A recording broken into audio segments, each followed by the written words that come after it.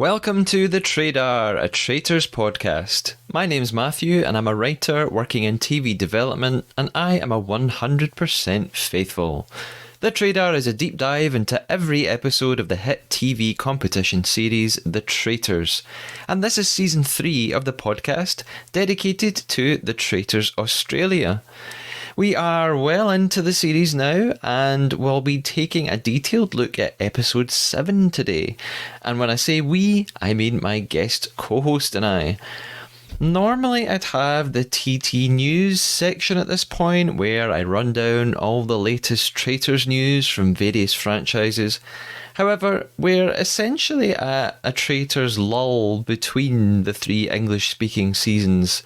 Australia Season 2 is finished filming, and we're just awaiting a release date, and the UK and US seasons are most likely about to start filming in the next month or so.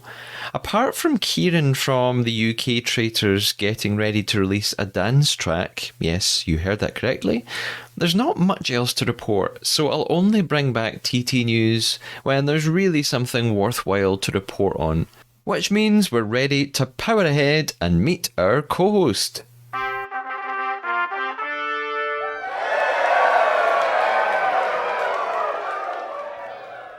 My co-host today is the most returning co-host ever.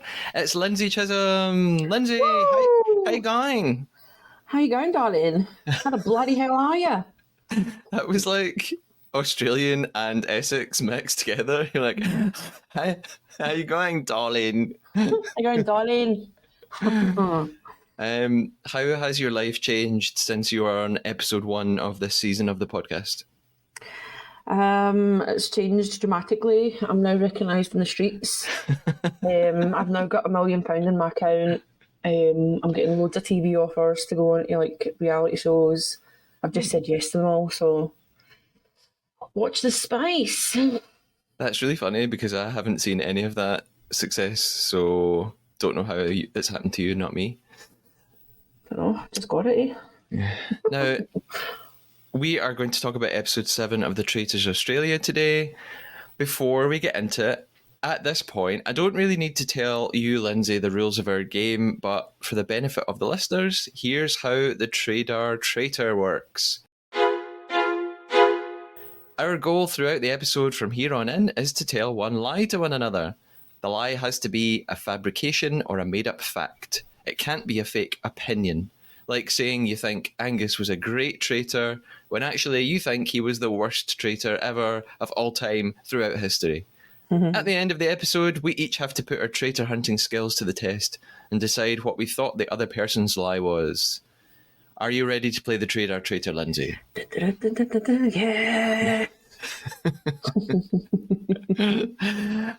In that case, our game starts now, and we're going to talk about episode 7 of The Traitors Australia.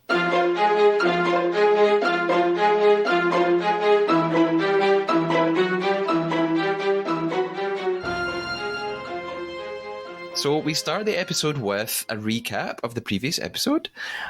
We are reminded that the Faithfuls have caught back-to-back traitors now at banishment. We had Angus, and then we had Claire in the last episode. We also saw the gamble take place. So 3 of the players were chosen by the traitors to take part in this roulette task, and it paid off for them, and they won $148,000.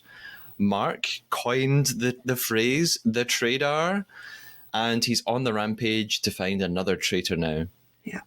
So we've got 2 traitors left, really. We've got Nigel and Marielle, and at the end of the last episode, they were thinking about who they wanted to murder. Either Mark or Kate seemed to be in their sights. So we begin at breakfast, and Alex arrives first. And I feel like this is the first time we really get to know much about Alex. We've only seen little brief snippets of her before. So her backstory is revealed. She is a model. She talks a little bit about being bullied at school, and she thinks that made her very good at being quiet and observational. And she tells us about why she wants to win the money on the traitors. She wants to fund her IVF treatment with her partner, Tiff. What do you think about Alex? I had kind of no feeling about her until I got to see her. Like this season seems to be. There's quite a lot of characters they're not introducing at the start. They're just kind of like dropping them in throughout the whole season, which is a bit strange. But she's all right. She's okay. She's not. She's not my potential winner so far. I've noticed the same thing. I was just rewatching episode 10 or 11 the other night, and even at that point, there are still like contestants being sort of we see their backstory for the very first time so far into the season, so it's quite unusual. Marielle arrives at breakfast as well. She says that she still doesn't feel any guilt about Angus or Claire because she helped to banish both of them. She says she's here to play a game, and she thinks that the Faithfuls are totally clueless. And she says that they only caught Angus and Claire because of her. So she's pretty confident about what she's doing.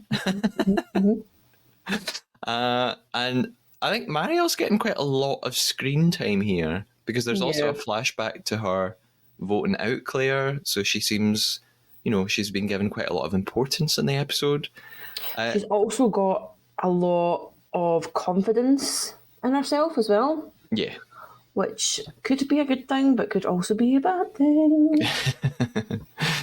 Dirk arrives next, and he arrives singing Phantom of the Opera. And Alex says that this makes her suspicious of him because she's wondering why he's so carefree. So, yeah. I guess love Dirk. I like Dirk as well. Yeah. Dirk makes me laugh. He just seems like he'd be like one of the guys you could just hang out with and have just like the whole day would just go on really quick because he's just so funny, so calm. He's just like he's quite an interesting character. Are you saying that because you know that he is coming on the podcast and you want to big him up and become celebrity friends with him? No. Lewis then asks if anyone... Lewis the Spaggy. He asks the other people who are there already. He says, is anyone even thinking about Mark as a traitor? And Teresa just goes, no. Nigel tries to keep it going a little bit though, and Marielle kind of suggests like maybe Mark could be a traitor, and Teresa still just goes, nah, she's not having it.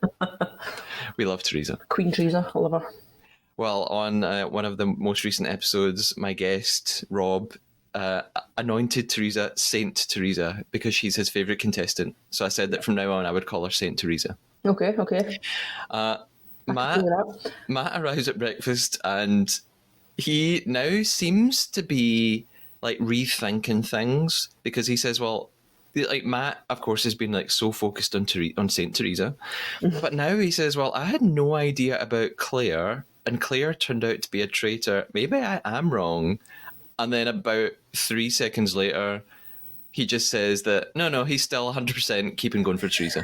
No, this guy's all over the place, man. And he said he's an Italian stallion. What? Are you saying you don't agree? That's quite big-headed, did you not think? I'm an Italian stallion. He's going to love me. No. Yeah. I mean... Matt's an estate agent, so I guess maybe he has to be quite confident, and maybe he believes his own hype. He has to be his own hype man. And if you check out the Trader Instagram page, I just posted that Teresa will be on a future episode. So anyone who's got any questions that you want me to ask Teresa can send them in. And Matt posted a comment on it saying that he still thinks Teresa's a traitor. So that made me laugh. Kate and Mark are the last people who are missing. Fee and Teresa are very anxious because they're really close to Mark. They don't want their friend to be murdered. And everyone's saying, well, they can't get rid of Mark. He's our traitor hunter. We need Mark. But of course, Kate arrives and we realise that Mark is gone. And the thing is, when Kate walks in, she very, very quickly says, is it Mark? I knew it would be between me and him. And I wonder if this was wise of her to say that so quickly. Why? Because everybody else is like bawling their eyes out and like, oh my God. It's like a contestant's left the show. Like, he was really good. Don't get me wrong. he was very like spot on with quite a lot of things, but it's a game, and daily folk are getting nominated out, voted out, getting murdered. Or as Matt, did you notice that Matt had actually said that it's weekly in the episode? Yeah, I guess It's daily, sometimes right? it's kind of roughly daily. It takes them about 2 days to film each episode in the Traitors Australia, but I guess sometimes in shows like this they're told to say weekly or every week because it's going to be Suppose, broadcast every week, so they have to act like it's every week. That might be why he's saying that. I just wondered if Kate shouldn't have said what she said, because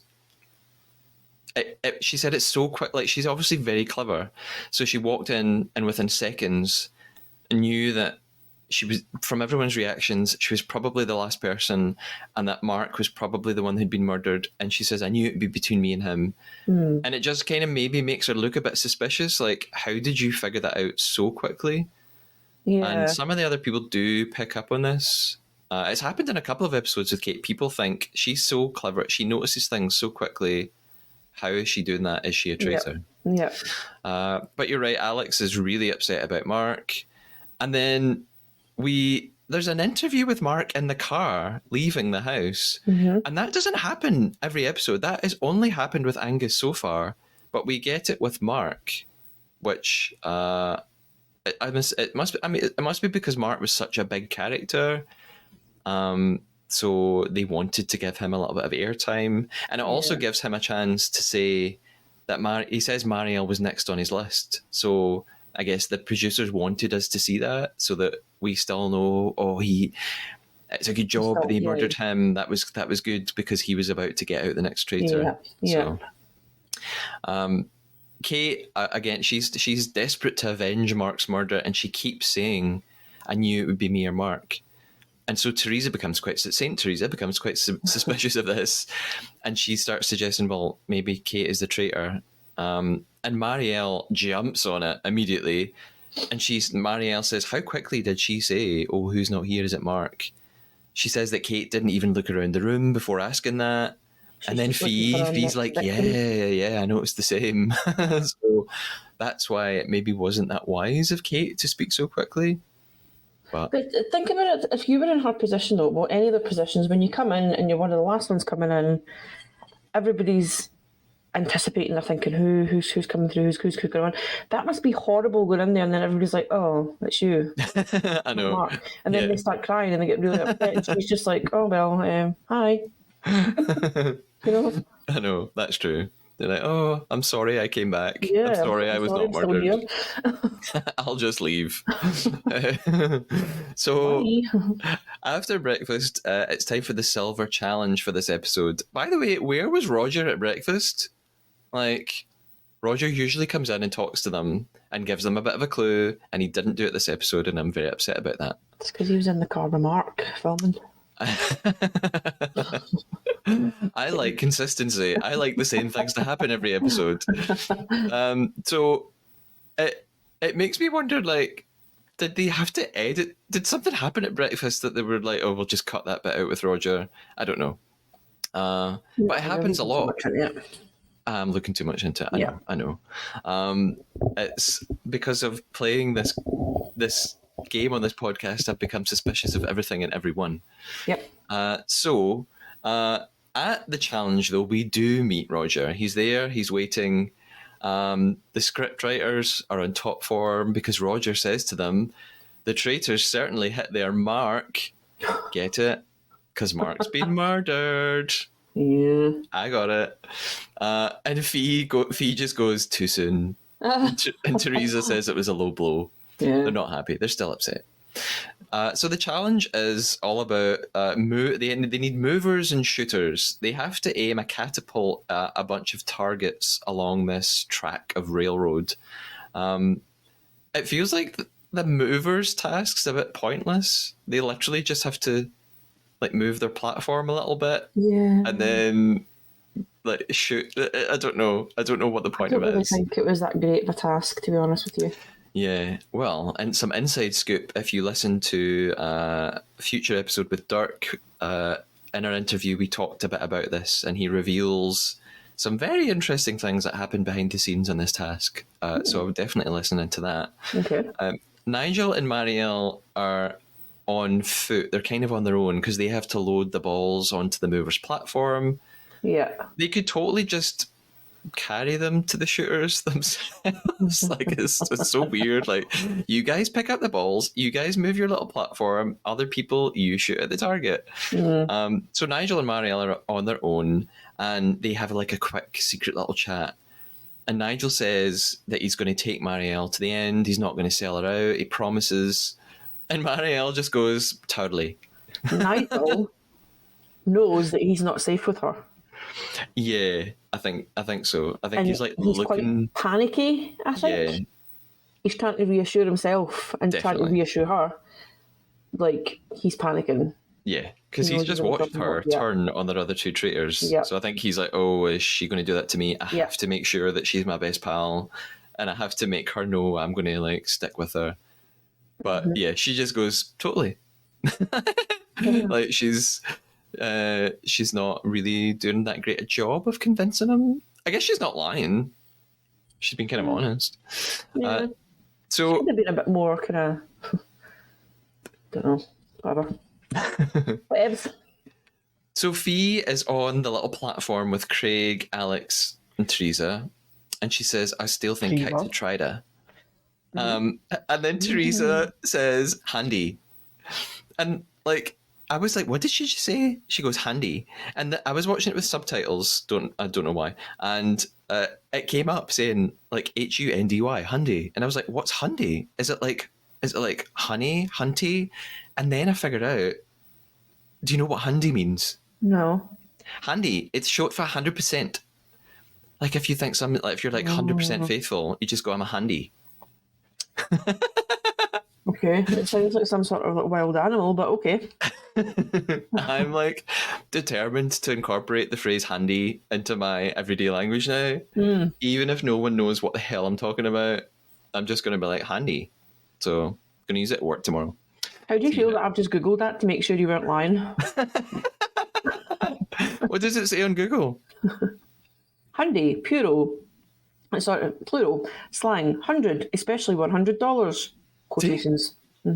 Yeah, I wasn't lying. I don't lie.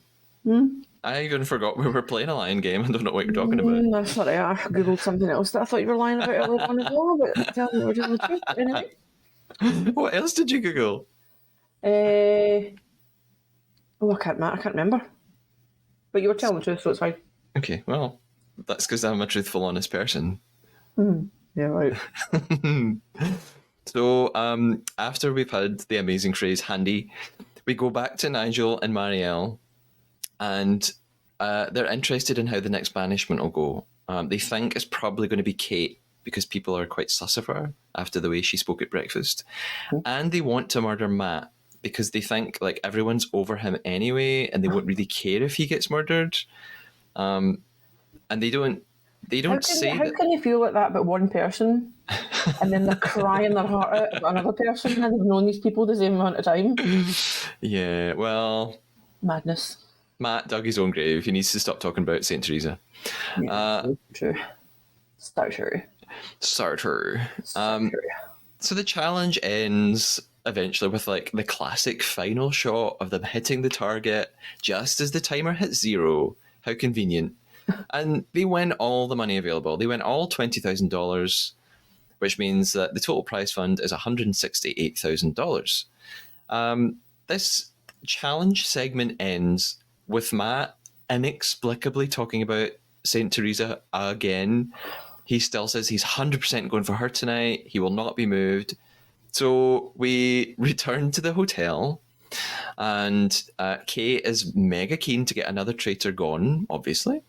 She's got her eye on Dirk and St. Teresa. And meanwhile, vice versa. Teresa is all about Kate. And Kate acknowledges very cleverly that people who talk get murdered. In other words, if you make yourself an obvious traitor hunter, like Mark did, then the traitors will kill you. So she knows that she kind of has to be careful. We then get I guess we get Kate's backstory at this point as well. Yeah. We see her Miv, which is another new term that I've discovered, MIV, Okay. and that means main interview. And you can Google it if you want. That's not my lie. Now that I'm working in TV, I have discovered this phrase, MIV. So in our MIV, this is because when I did the first season of the podcast and I spoke to Christian from the US Traitors, he kept using this phrase MIV. And then Amanda, who was in the Traitors US as well, would talk about her MIV, and I had no idea what they were talking about. Now I know what they're talking about. So main interview. You just like going along with them. I'm like, oh, I was just, of course. That's really good. Yeah. Yeah. Oh, yeah, you're MIV. Really well. Sure. So in Kate's MIV, we find out that she's a photographer and she's a mega board game player. And so she loves strategy. And she says that she's been preparing for the Traitors all her life, basically. And back at the hotel, they have this sort of marshmallow barbecue scene. Very like 90s rom-com, 90s high school movie. It seems quite cute and friendly. But of course, Marielle is secretly plotting against Kate the whole time. Mm-hmm. We then get back in the cars because we have another challenge. We have the challenge to win the shield for the episode. Yep. Now, and that's another big difference between this version of the Traitors and like the US and the UK ones, that they have these two separate challenges. Yep. In the UK and the US, you kind of did it all at once. So we're going off for our second mission, our second challenge of the episode. Teresa and Matt are in the car together, and Matt's sitting in the back. And Teresa's joking around with him. She says, "Are you willing to accept you're 100% wrong?" And he just like sort of laughs along, and he says, "Oh yeah, I've got an open mind." But obviously he does not. And Dirk thinks maybe Matt is like finally getting the message that he needs to just calm down a bit. So, just want to point this out. Okay. Teresa and Matt are in the front and Dirk's in the back. Oh, sorry. That wasn't my lie. I swear that wasn't my lie. I've just written it wrong because I realised when I said that out loud it didn't make sense because I wrote Teresa and Matt in car together, brackets, with Matt in back, but I meant to write with Dirk in the back. So that wasn't my lie, I promise. I just I'm going to try stop catching you out and continue as normal. I love how you noticed that despite having no notes. So, yes, Dirk is in the back. I apologise. And then we go to Teresa's MIV, and she says she doesn't think Matt's a traitor. She just thinks he's a terrible faithful. And I thought that was quite interesting, that concept that you don't need to be a traitor, you can just be a bad faithful. Like, a bad faithful doesn't have to be the same thing as a traitor. Yeah. So, Lindsay, what do you think makes a good faithful? If Matt's a bad faithful, what's a good faithful? I think Matt's kind of shooting himself in the foot because he keeps going on for that one person. He's very zoned in at that one person and not realising that there's two, maybe three, maybe more traitors, and he's just focusing on Teresa. Teresa's point blank saying, it's not me, changing narrative, get like all the rest of it, and he's just not having it. So I think that's the bad trait. I think a good traitor would be like... A good faithful, sorry, is a like of Alex, where she's really quiet and she sits back and she observes. Yeah. She kind of notices what everybody's doing and she doesn't really kind of jump into the fold. Like, she just kind of like notices from afar, and I think that's probably the winning element, I think. Yeah, I totally agree with that. And what you said makes sense. Like, Matt is, you're right, he's so focused on Teresa, and that's like, if he thinks it's Teresa, then fine. But you're right, he's forgetting. Well, there's probably at least one other traitor. So if nobody's going along with your Teresa theory, just like put a pin in it and think, well, if as well as Teresa, who else could it be in addition? Like, I think if we were all in that game, right? Me and you are in that game. And he's constantly going on about Teresa, I would get pissed off with him and just be like, go and just shut up. Go and do somebody else. And that's maybe why they're like, right, we need to get rid of him. He's pissing everybody off. He's like a broken record here. So if you were a traitor, would you murder him? Yes. And if you were a faithful, would you vote him out, even though you didn't think he was a traitor? If I was a faithful, I'd vote him out. If I was a traitor, I think I'd keep him in because he's going for the wrong people. He's like a little songbird. He's just going from person to person. Yeah, And it's he's the doing same a thing good all the job time. for the So he's doing a good traitors. job for the traitors, but for the faithfuls, he's absolutely not. Yes. So back in the car, Matt admits Claire's banishment has thrown him, and then cut to his Miv, and he says, "All eyes on Teresa." So just back to square one with Matt. Yeah. So we arrive at the Silver Challenge. No, sorry, not the Silver Challenge, the Shield Challenge. And so I'm making so many mistakes this episode. I'm so sorry. It's very hot in Scotland. Yeah. It's disgusting. I can't think straight. Well, I'm when they blaming say it it's on that. disgusting, it's like 26 degrees, but like everybody's dying here of the heat. We are not used to this. So at the Shield Challenge, what they have to do is shoot a crossbow at these glass panes, and every glass pane has somebody's name behind it. And if you shoot at someone's name and you break the glass, you've eliminated them from the game, and Yeah. they can't get the shield. Quite like this game. Yeah, I think it's really cool. I'd love to give it a go. Yeah. Since you and I were laser zone experts back in the day, on point targets. Remember, somebody burst your nose. Yeah, Somebody got really carried away that and hit you that's with a somebody gun. who's become famous now. Do you know that? Yep. Yeah, we can't talk about that on No, the podcast, we though. can't, we can't. No. Do you actually know what I'm talking about? Yeah, yeah. Oh, okay. I also remember them giving you a really oil, filthy thing to wipe your nose with, and I was horrified. Yeah, I know exactly who you're talking about. Yeah. Anyway, Teresa is buzzing about this. She says her dad is a hunting enthusiast, so she's really good with like guns and aiming things at targets. I think it looks really hard, but it still looks fun. No one's doing very well at first. The first few people aren't doing a great job.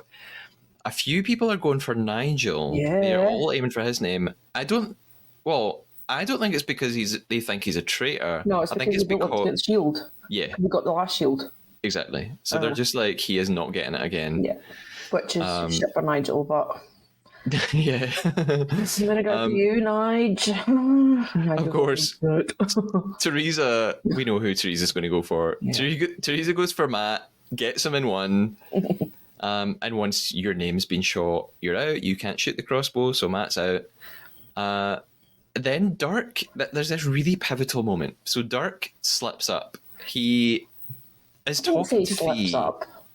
Well, maybe not slips up then. He says something that ends up becoming a huge deal. Yeah. I think Dirk is like me and you. Like, when he's in the middle of playing that game, he's not thinking, oh my god, we're on the traitors. He's thinking, oh my god, this is fun. I want to like shoot people. He's not thinking about, oh my god, I'm going to get murdered tonight. Who's going to get murdered?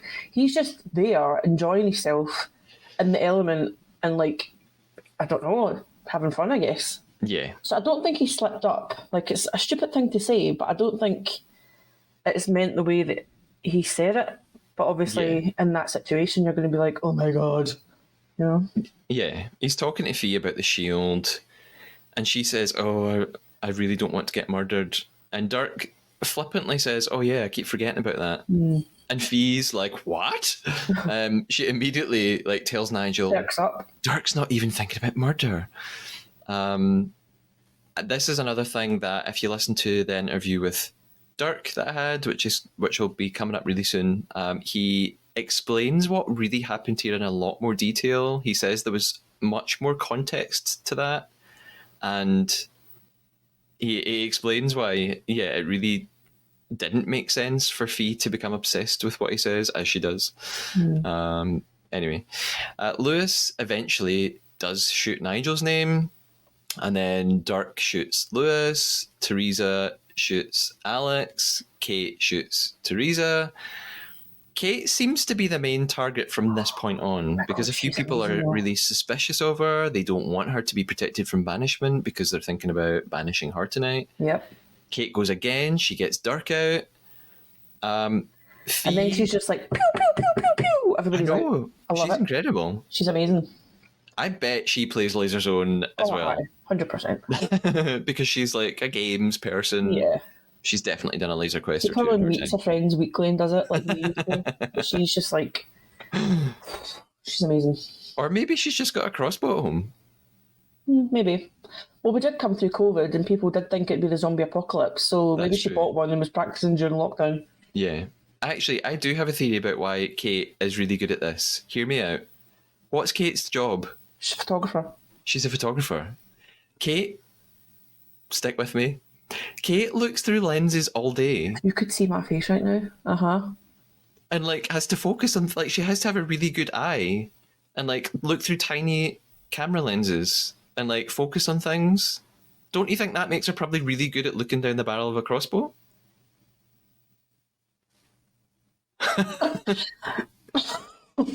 No?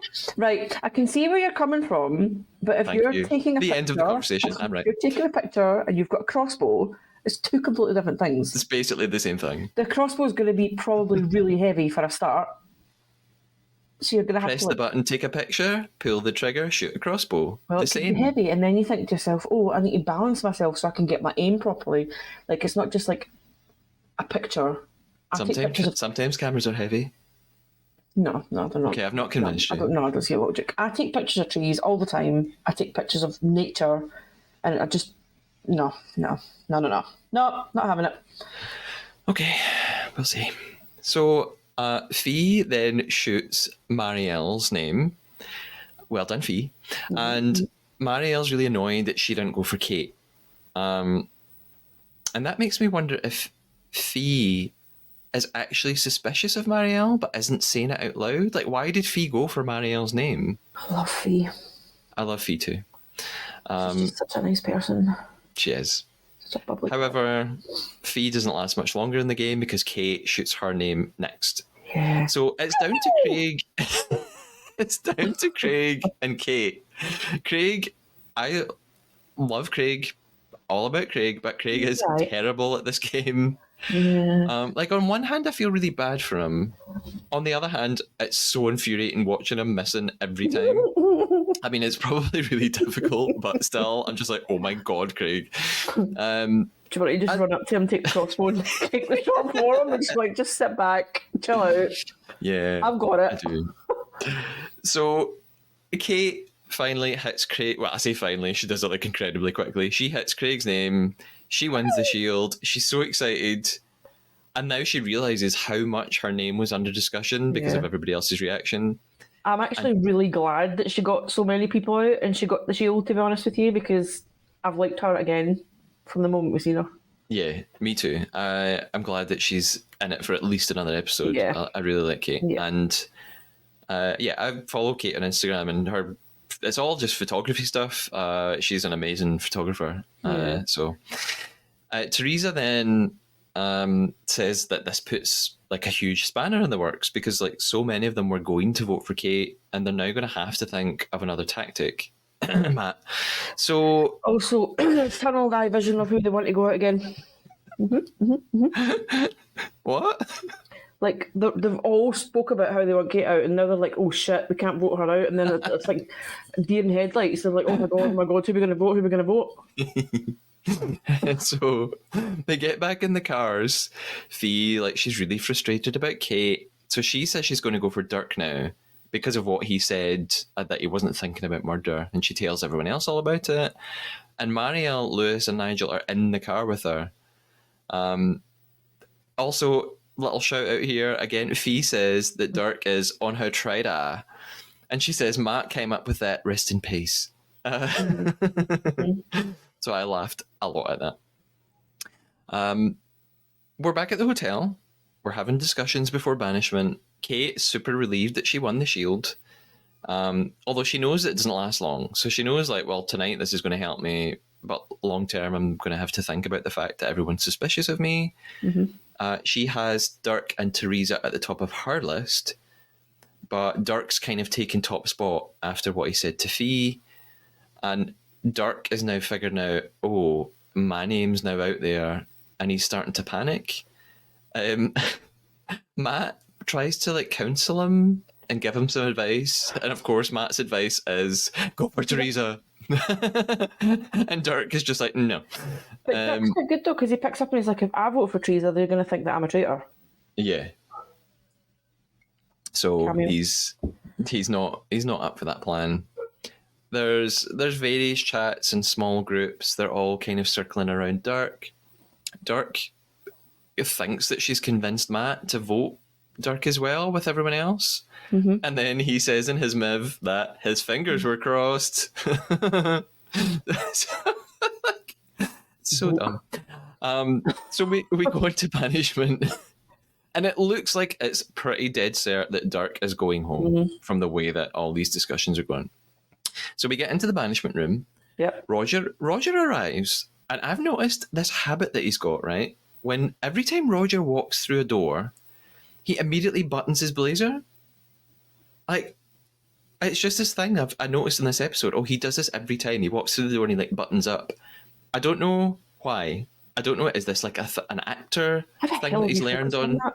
Yeah, it just like, well, I mean, I'm kind of in love with Roger, so yeah, he always buttons up. Like, is that a thing? But quite a lot of men do that though when they're wearing like three-piece suits. Like they'll sit down and they'll unbutton and then they'll stand up and they'll button. I guess. Anyway, sorry, I was thinking about Roger for a moment. So he reminds the group. For a moment. He reminds the group that Mark, who was very good at catching traitors, is gone. And he reminds them about Kate's shield. I've never spoken about this before, but I wonder how do the hosts make these speeches, like Claudia in the UK and Alan Cumming in the US? Like, do they memorize these lines, or do they have an earpiece and they're being fed it all? Oh, fed it. Aye, 100%. Yeah, because they're obviously not making it up. Like, obviously somebody wrote those little speeches and they have to say it. Yeah. Like, Roger is an actor, so I can kind of imagine.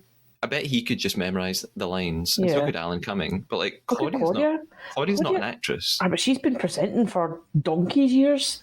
I know, but I guess she's probably just used to reading off like auto cues. Yeah. But yeah, I think you're right. They probably have an earpiece. They've probably got an earpiece, like as in right, this happened at the trial today, to remind them, because there's a lot that goes on. Do you know what I mean? So, that's my thought. And they actually must have an earpiece, because that must be how they always pick who votes first. You know, every time they go round to reveal the votes, it doesn't start with the same person every time. Roger will just be like, tonight we're going to start with Faye, and so the producers must tell him like, right, here's who to start with tonight to make it the most exciting. So I guess they need an earpiece for all that. Yeah. Unless, like, in between takes, somebody, like, runs on into the room and, like, whispers in his ear, like, Roger, do this next, and then runs out. I don't think so. Remember and button your blazer. So Roger asks who wants to start discussion, and Dirk immediately just goes, good evening. Oh, my God. Sorry, I'm dancing. I just looked at my watch and I was like, the ice cream van's just about to come round. I'm going to keep that in. Keep it in. Because like, I can hear it, which means everyone listening will hear it. Okay. Yeah. I guess that matches like Dirk's like, good evening. So we planned the ice cream truck, actually. He acknowledges that his name is out there, and he also says he's quite surprised. He says he said something that was maybe a bit stupid. And then Fee comes in and says, right, here's what you said. You said you weren't thinking about murder. I can't believe you said that. And then Dirk gives this like amazing speech. Yeah. And he says, if they banish him, they're going to ruin their winning streak. They're returning to the pack mentality that they had at the start when they just kept getting it wrong. This is a big mistake. And like, the thing is, like, speeches don't really mean anything. Like a traitor, he could still be a traitor and just be saying all this. But he's so good at like making it really emotive, and he's obviously like a performer. When you look at him, you can see that he's being genuine. Yeah, he seems quite desperate. Not desperate, but quite like almost upset that they're about to make a big mistake. Yeah, and it's not fair. So he's kind of pleading with them. That he jumped in first as well, so nobody could talk shit about him. Take two. So I'm not even kidding you. It's like every like 10 houses drives up. Yep, it's that icy. Yeah. So we'll just keep going. I think you're right. The fact that he just immediately was like, "Hi," it was. Yeah. He kind of made it pretty clear. Like, I know you're all talking about me, so I'm just going to address the elephant in the room. Let's get it out of the way. And maybe a traitor wouldn't have done that. A traitor would have been like, oh God, I'm just going to sit back and hope nobody talks about me. So I think that worked in his favour. So Teresa then turns her attention to Kate, and they have like a little bit of a spat because basically they both suspect one another. And then Roger steps in, and it's quite unusual because he says, oh, there are 2 or 3 names out there. Are they the only ones? It's like he's trying to guide the discussion. We've seen this a couple of times. I feel like he's been fed, in his earpiece or whatever. He's been told, right, Roger. This is going to be the same as episode because the two of them are having a go at each other again because they're both alpha females. That's what the problem is. Yeah. So they're like, right, Roger, get them to talk about someone else. Yeah. Like this isn't that exciting if they're just talking about the same people for half an hour. So Matt could have just kept quiet here, but he doesn't. He starts up again. He starts gibbering nonsense about Teresa. Alex gets quite annoyed. She essentially says that she was going to vote for Dirk, but now Matt is digging his own grave. And even Craig steps in, and Craig is so like placid and nice and lovely by the looks of it. And even he steps in and says, Matt, you're behaving so unreasonably, like you're driving everyone crazy. And then Fee praises Dirk for the way that he's carried himself. She's like, you've given an amazing speech. You've like convinced me. That's amazing. And then she just says, Matt, you're total chaos. I love how she said that because she's got it right in the head there. Because he is. He's all over the place. He is, but should they vote for him? Like, do you think? I don't even think that's good TV because you've got people that are like the antagonizers, the arseholes that you love to hate. He just goes on and on and on and on and on and on and on. Like, and he kind of shoots himself in the foot because he kind of goes one direction and quickly swerves right back round. Yeah. It's like whiplash, man. What's going on? Yeah, and I actually think that's his downfall here is that they realise that he's not even being honest because he pretended that he wasn't going to vote for Teresa, and he'd said to Teresa like, "Oh, we're cool now." And then in the banishment room, he's like, haha, still going to vote for Teresa. Yep. And Dirk so I think that just makes them go, oh, God, like we thought you were not going to do that. Which makes them look dishonest and then therefore maybe a traitor. Yep. So the votes come in and basically everyone votes for Matt except Kate, who votes for Dirk still, and Matt, who obviously votes for Teresa. And I made a little note at this point. Like, I still don't actually understand why he does suspect her so strongly. Like, I don't actually know why. I think he's just got a feeling that she is. Did you see her face? What, when he voted for her? Or when he voted for her, like, she's raging. You can just see her going, you little arsehole. Well, no wonder. But yeah, like he's... several episodes ago, his initial reasoning was that he thought that Teresa and Fee and Justine were like a trio of traitors, and that they were voted for the same person every time, and he thought that was really suspicious. But then Justine got murdered, so she's obviously not a traitor. And yeah, he's like clung on to that one thing. And also he said that he thought Teresa was just like really loud and therefore she was manipulating everyone by making herself like kind of the leader of the pack and stuff. But other than that, I don't know why he thinks she's actually a traitor. He's maybe just had an instant disliking to her. Or he maybe just doesn't have a clue who is. Yeah. He's just going with his initial like feeling. Yeah, he maybe thinks, oh, in this game it's so easy to get put off and get sidetracked. What you should do is pick one person and just stick to them until they're gone. Yeah, I think. Also, during the voting, when we see Paul turn over his slate, like I forgot Paul was even in the show. Like that's how intensely he's been edited out. I was like, oh God, it's that guy. Yeah, and. I know I keep talking about interviews. I also spoke to Paul. So I spoke to Paul for over an hour. We did an interview. It's going to be on the podcast. And I asked Paul all about this, all about why don't we see much of you? So he had some really interesting things to say there. I'm just doing lots of plugs for future episodes. I'm just like, I just want people to keep listening. So I'm teasing the listeners. So Matt stands up. He's received the most votes overwhelmingly, and he reveals, of course, that he is faithful. And everyone just looks totally baffled because I think they just can't understand Why you would behave like why that? he was behaving like that if he wasn't a traitor. So they're just Yeah. like, what? And and then even though the mood's quite like sinister and down, Fee just suddenly goes, top 10, woo! Yeah. Dirk is so relieved because and he doesn't know how he survived. And I felt quite sorry for him here because I just think he doesn't really deserve all this bad attention. Yeah. He's a good soul. Yeah.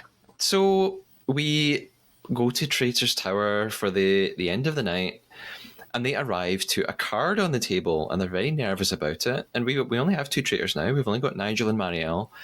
The card says, "Traitors, your numbers are dwindling. The faithful are growing in confidence, and you are in dire need of reinforcements. Instead of murder, you will recruit one faithful to join your ranks.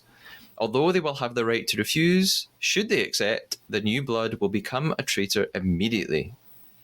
So they start to go through their options. They talk about a few people. They think about Kate. They think if she accepts, she's quite likely to be banished tomorrow anyway, so maybe it's not worth it. But then Nigel says, but that would be good because they could vote along with the faithfuls and it would make the faithfuls feel like they've achieved something. They think about Teresa and they think actually it would be better to let her get banished herself because again she's quite a loud character, so maybe it's likely people are going to turn on her at some point, which Matt would have loved. They think about Fee and it's just an immediate nope. There's like, nah, not Fee. Why do you think they do that? Why not Fee? I don't know. Like, she's a very lovable, bubbly character that gets on with everybody. That's quite like, I don't know if boisterous is the right word to use, but she's. I don't know. I don't think I would have voted her either. Actually, would have got her in. Yeah, I think they think she wouldn't be able to keep it a secret, or it would be so she would probably change her behavior in a really obvious way because she's so open and funny. And they think about Dirk, and again they think, well, he's under the spotlight. If Kate is the next one banished and says, "Oh, I'm a faithful," they're just going to come back to Dirk again anyway. Do you know? Did you see the? I just want to go back to the statement that Dirk made of saying that if you're going to vote me out, I would rather go out at a nomination than get murdered. Mm-hmm. Like that must be. It's quite gut wrenching. That it's quite a shame. Yeah. Sorry, I was just thinking about that there. It's okay. They think about Alex. They're not sure if she would even accept if they offered it, so therefore that's quite risky. They think about Lewis.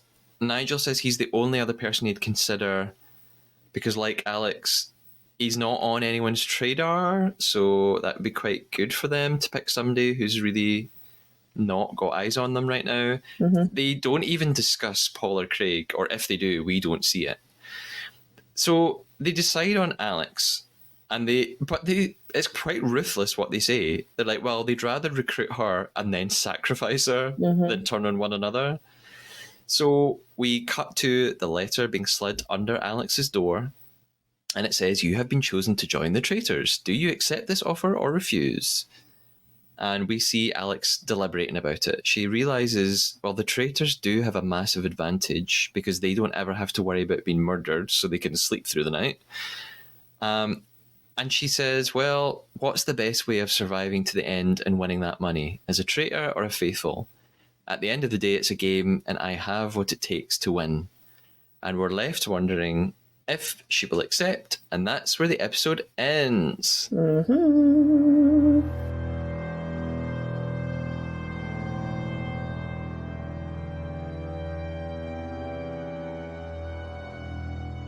So, a really great cliffhanger, I think. Yep. Who would you have recruited if it wasn't Alex? Or would you agree with do you think Alex was the best choice? I think Alex is the best choice. I think she has remained kind of in balance with everybody. Her name's not been flung out. She's not like got any enemies in there. She gets on with everybody. she's quiet, she's observant, and then you can also see in that wee interview that she does at the end, she's like, they think I'm the good girl. They're wrong. Yeah. So she's in it, like. Yeah. Anyone else apart from Alex? No, not really, no. Okay. I think it would have been nice for Teresa, but I think they would have just nominated her out. Yeah. To be honest with you, they would have nominated Fee out as well. I think Alex has been the best choice. Yeah. I also think Craig could have been quite a good choice because he's quite like Alex. In fact, him and Alex are quite close. Like Craig seems very sort of just quite sweet, just quite a nice guy. He seems like he gets on with everybody. I've never heard anyone mention his name at Banishment. I don't know if Craig would want to be a traitor. Like, so he might struggle. He might just refuse it. Maybe that's why they don't pick him, because they think he's not going to accept this. I think he's too quiet and he's too shy. Mm-hmm. So you have watched ahead, I think. So you know what's going to happen, whether Alex is going to accept or not, but we won't talk about that. No. Overall, did you enjoy this episode? Yes. And, you know, it took me a while. When I first started watching the season, I watched maybe 10-15 minutes the first episode, and I thought, oh my God, no way. And I'm glad you told me to go back and persevere with it, because it's quite a juicy season. Yeah. Lots happening. Yeah. Excellent. Yep. Now, we are almost ready to finish our game of Betrayal, but before we do, I'm going to ask you a couple of things. Firstly, where can we find you on social media? Social media. I have got an Instagram account, and my name is @Chisarella. You follow me on both your accounts, so if you want to find me there, taking lots of nice pictures of the glorious weather we're having in Scotland right now. So yeah, I'm there. I'm on Instagram. Okay. And you usually give us good recommendations for what we should be watching. Yeah. So what are you watching right now, apart from the Traitors, that we should check out? So there's two things. There is a American comedy called Superstore on Netflix. Oh yeah. Oh my God, it's so funny. It follows like people in like a giant supermarket and their lives and how they got on with the customers and stuff like that. And I work in retail, and it's so spot on, and it makes me laugh out loud. So I just finished that. I binged it. There's like 6 seasons of it. Binged it, and I've now started Community, which is another American program which I've seen as well. And it's basically follows 6 students of different ages, different cultures, different backgrounds in America. It's a comedy as well. It's quite good. Yeah. Okay. Superstore has got America Ferrera in it. Yeah, is that right? Yeah. It's so funny. You reminded me actually when you were talking about retail that I'm gonna give a recommendation as well. It's not for a program; it's for a social media sort of creator. Who there's a guy called Tim Collins, and he works in retail and he makes just funny videos, characters. He's Australian, yeah. So, and I've tagged you in a few of his things. Yeah, it's true though. He really makes me laugh. He does some of his videos are about working in retail, and some of them he just sends up different types of people. He does lots of videos where he kind of makes fun of like early 2000s culture. He just makes me giggle so much. So his not that he needs like a plug from me. He's got like 200,000 followers on Instagram, but his username on Instagram is 100% that Tim, and he's if you like Fee and the Traitors, this guy will make you laugh as well. Yeah, he's funny. So I've actually started following somebody as well. Okay. I need to find he's Australian as well, and he's so funny. And I think his name's like Joe Bergs. Mm-hmm. And he comes on and he's like, he says, if there's 3 things about Australia, if you want to come visit Australia, and he always goes, if you value your life. These videos, it's really funny. I think I've potentially tagged you in a couple of them, but he talks about Australia and the good parts of Australia, the bad bits of Australia, and what he likes about the UK, what he likes about the US, and it's quite funny. It's wee short videos. He's quite funny. I find myself sitting watching them for quite a wee while. Good. Yep. I mean, basically anyone with an Australian accent who's like amazing. mildly funny, I will hysterically laugh Yeah. at. So Same. not not laugh at. I mean laugh with. Oh, aye. So I'm not like being shady to the Australians. I mean I No. find you all funny. Well, this Anyway. guy's like, if an Australian offers you a beer, you take it. Don't be offended if you get sworn at quite a lot because that's just their culture. And then he's like, not everybody looks like Margot Robbie and Chris Hemsworth. And he's just so funny. He's so funny. So funny. But again, doesn't need a plug for me. Well, who knows? So, Lindsay, we've been playing the Traitor.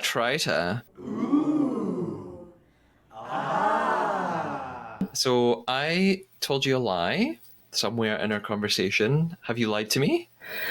No, I know that I'm really rubbish at this, and like every time before we do the episode, you're like, "Have you got a lie?" And I'm like, "No, I haven't got a lie. I'm really sorry." And I was trying to catch you out, and I was going onto Google, and I went onto Instagram to make sure that Matt did say that comment, and he did, so I liked it.